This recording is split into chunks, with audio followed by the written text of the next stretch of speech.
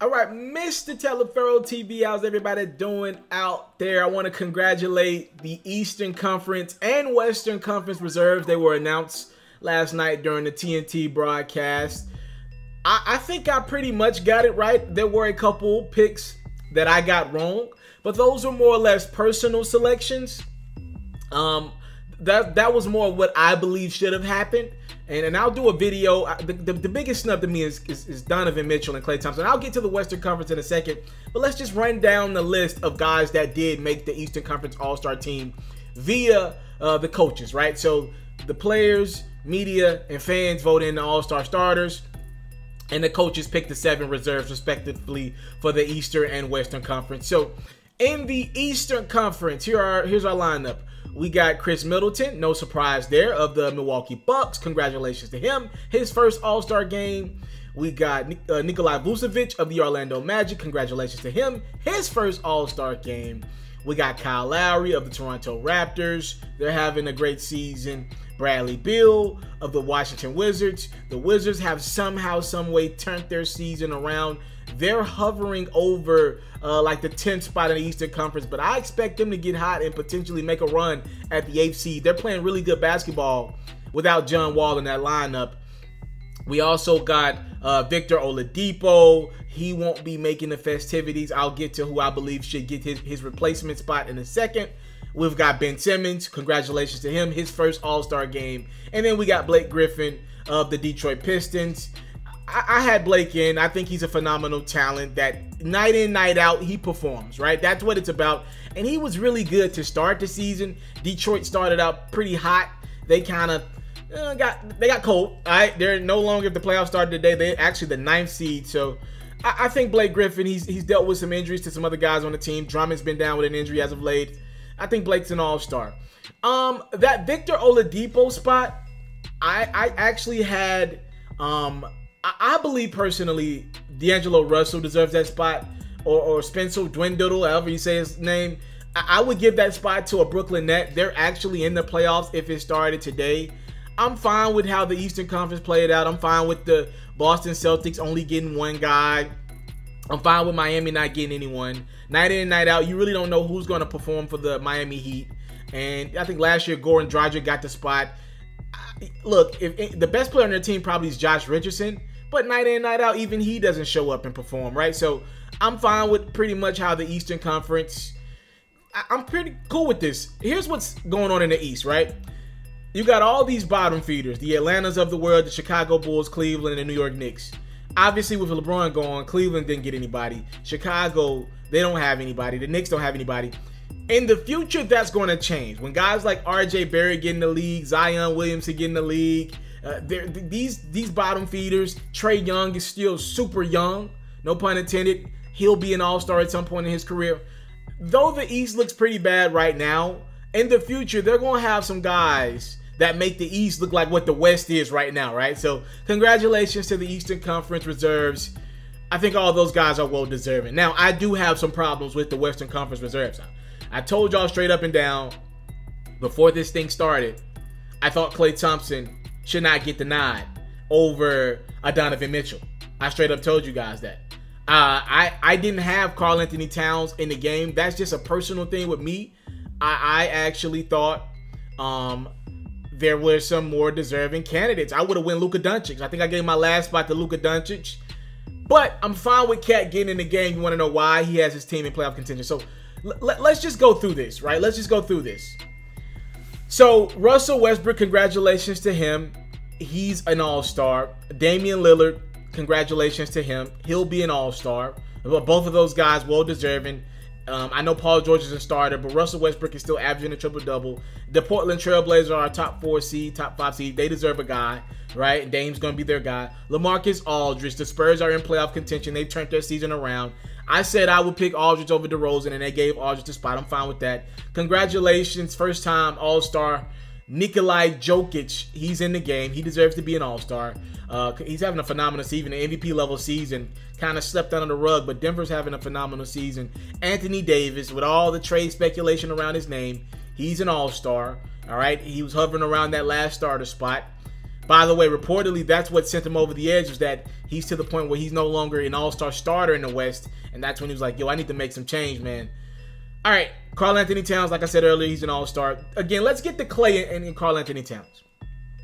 To me personally, I don't want to get rid of the big guy, but I'm noticing in a perimeter-oriented league, we got 4 big guys, right? We got Aldridge, Davis, Jokic, and Towns. To me personally, Towns makes the least amount of impact compared to those other 3 guys. And I just would have rather had one more exciting guard in the game. And I just think for the game, it would have been exciting to have Luka in it. I just personally believe Luka is, and this is a rookie I'm talking about, I just think Luka's more impactful than Karl-Anthony Towns is this year. You know? And Karl-Anthony Towns is still putting up phenomenal numbers. I just think a lot of times his numbers don't impact wins. Right now, the Minnesota Timberwolves, they kind of fell backwards over the last week or so. They're 25-26. Dallas is a couple games behind them at 23-28, right? So 2 in the loss column behind Minnesota. I just believe Luka Doncic is more responsible for his team and how they play over a guy like a Karl-Anthony Towns. Like, look, as a rookie, right? And I don't want to play the rookie game a lot, but Luka's averaging, what is, this is like crazy to me, 7 rebounds, and 5 assists, right? And even a steal a game. I just think that that's a little more impactful than what Cat's averaging. That is my opinion. That is my opinion. But I'm fine with Karl-Anthony Towns getting into the game. But here's my beef, my real gripe. How is Klay Thompson in his All-Star game? When I think All-Star, I think of a guy who has the responsibility every night to perform well for his team. Right now, because of the amount of talent that's present on that Golden State Warriors team, Klay doesn't have to be great night in and night out. It's the facts are the facts, man. Yes, will Klay light you up for 60 once a year, or 50 or 40, whatever? He'll light you up with a couple unbelievable games every year. Like a couple weeks ago against the Lakers, he made like 10 straight 3-pointers to start the game.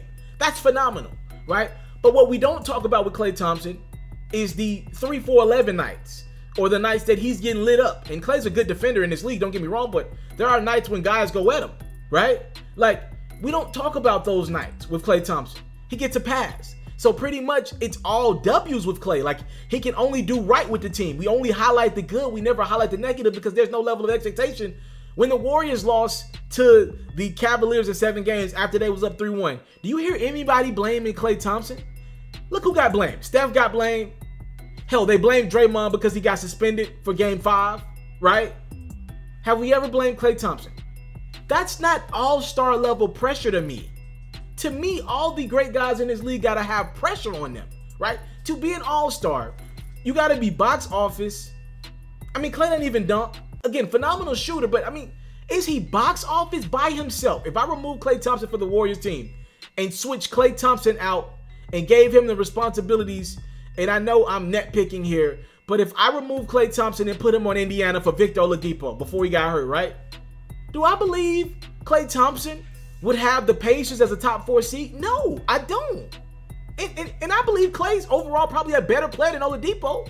But Oladipo, his game caters more to being able to do it yourself. I just don't believe Klay Thompson, I mean, he's averaging 21, 22 points a game.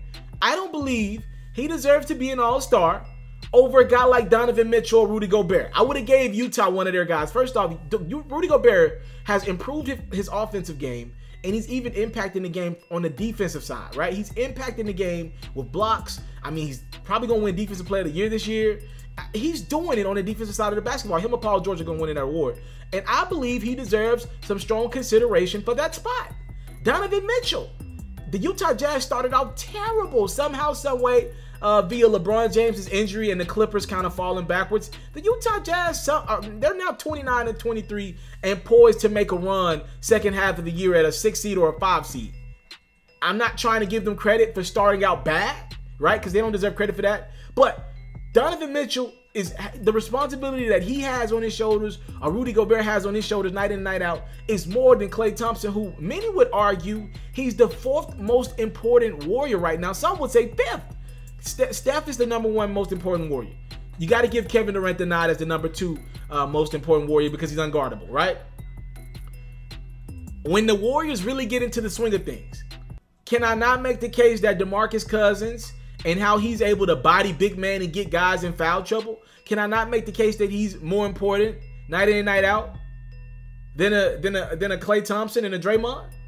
And then Draymond dominates the basketball more than Klay. All I'm saying is, to be an all-star to me, we keep giving Klay this nod. And I don't like the fact that the Warriors, not only do they win in the playoffs, right? They win championships, and I'm not mad at that. I don't hate on the Warriors for what they've done. They did everything legally. I'm not mad at that. But I don't want them to get regular season accolades and kind of reward these guys with 3 all-stars when they get theirs in the postseason, right? I don't believe it should be that way. If the Warriors should get theirs in the postseason. As simple as that. That's where they should win. They shouldn't be in the running for regular season accolades. Y'all stack the team. Y'all have 5 potential all-stars on your team. That's my only gripe. Again, I want to congratulate Klay Thompson and every other Western Conference all-star and Eastern Conference all-stars as well. The reserves have been announced, and it's my only gripe, man. I just don't like that Klay Thompson got that spot over a well-deserving Donovan Mitchell or Rudy Gobert, man, or even a Luka Doncic, who doesn't have the help that Klay has. He's got 2 all-timers next to him. And when he has a bad night, nobody blames Klay Thompson. That's just not fair to me. I'm out. I came from nothing, but I want everything God has for me. I interview celebrities. I talk sports. I still represent the culture. I got the kids. They are now tuned in. Yo, we locked in right now, Mr. Telefera.